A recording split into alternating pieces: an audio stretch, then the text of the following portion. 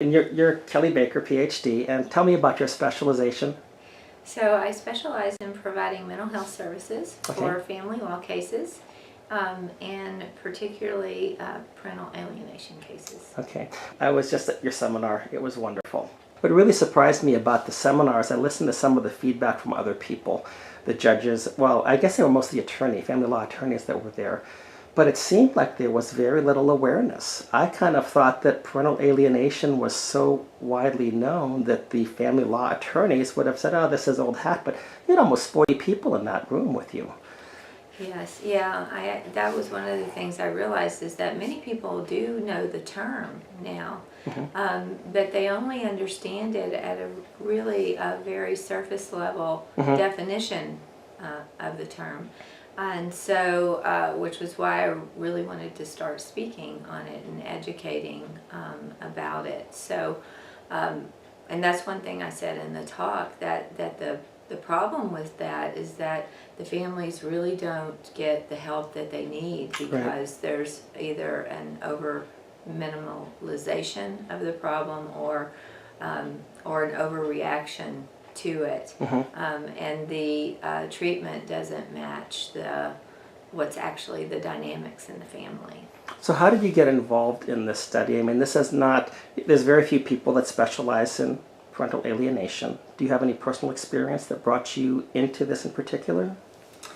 I don't know that I have personal experience with parental alienation. I feel like the part that captures me is the attempt by a parent to decrease a child's freedom to love freely and to experience their childhood freely. So it's the psychological control and emotional manipulation that a narcissistic parent will need, or that a histrionic or borderline parent may need, that I feel like is the abusive piece with the child. It just so happens that I also provide services in family law, and so where the two of those came together were in the cases I was working on where there was severe parental alienation.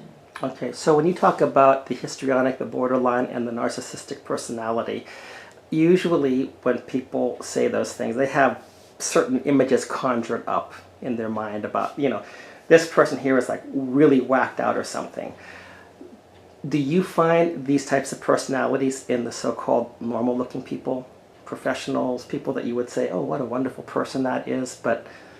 Oh, definitely. And actually what can happen are the traits that are associated with these personality disorders often don't show themselves clearly until a divorce or separation occur. It's the trauma in the family that triggers the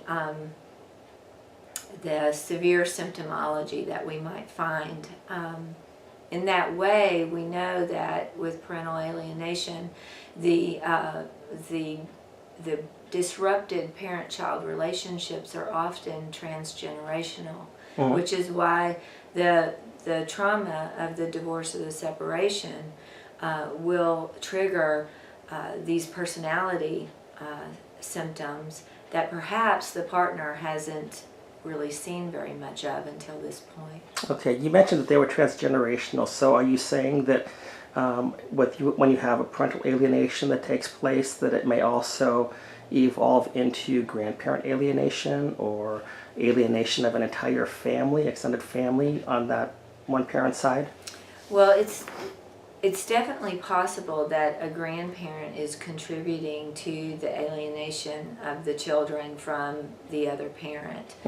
But what I actually meant was that if we do a family genealogram in the assessment process of the family, we will usually see broken and disrupted parent-child relationships in previous generations. Okay. I was at a seminar one time with Dr. Craig Childress, and he talked about the same thing, how almost some of the reenactment is like a reenactment of childhood or something like that, is that the alienating parent's childhood.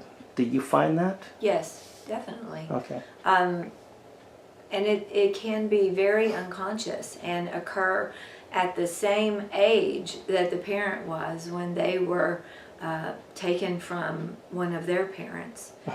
So that you find that mom or dad experienced an abandonment from their other parent, or a divorce occurred, let's say, when they were 11, and then lo and behold, when they have their own children, they get divorced at the age of 11. It can be that specific. Wow. Yeah. In psychoanalytic literature, that is called transgenerational haunting, because there's no awareness that these patterns are repeated from generation to generation, almost at exactly the same age. But you, as who've studied this, you've got your PhD in this area, you look for this, is that correct? I do. Whenever I'm assessing a family, there is a lot of exploration of the family of origin and the previous generations of the parent that I'm looking at.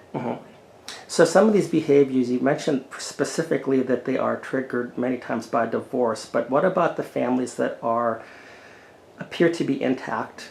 Do you also see these same type of behaviors perhaps taking place prior to the divorce, or? A lot of parents ask me that, and yes, definitely these unhealthy parent-child alignments, where are happening in the family before the divorce occurs. However, what I don't see is the complete refusal to have contact with a parent that is still living in the household. Yeah. So you see the patterns of undermining a parent, undermining their authority to the child. You might see preferences in the child's attachment. They're closer to dad or closer to mom. But the absolute refusal to have contact is very hard to occur when the parent's still living in the household and still interacting in normal parenting, caretaking roles with the child, right? They're still taking them to school. They still are taking them to orthodontist appointments. Maybe still taking them to baseball practice. They need a new pair of shoes. They need school supplies. So it's very hard to completely reject a parent that you're still having contact with. Part of the alienation dynamic is that there's a refusal to go over to the other home, a refusal to see the parent.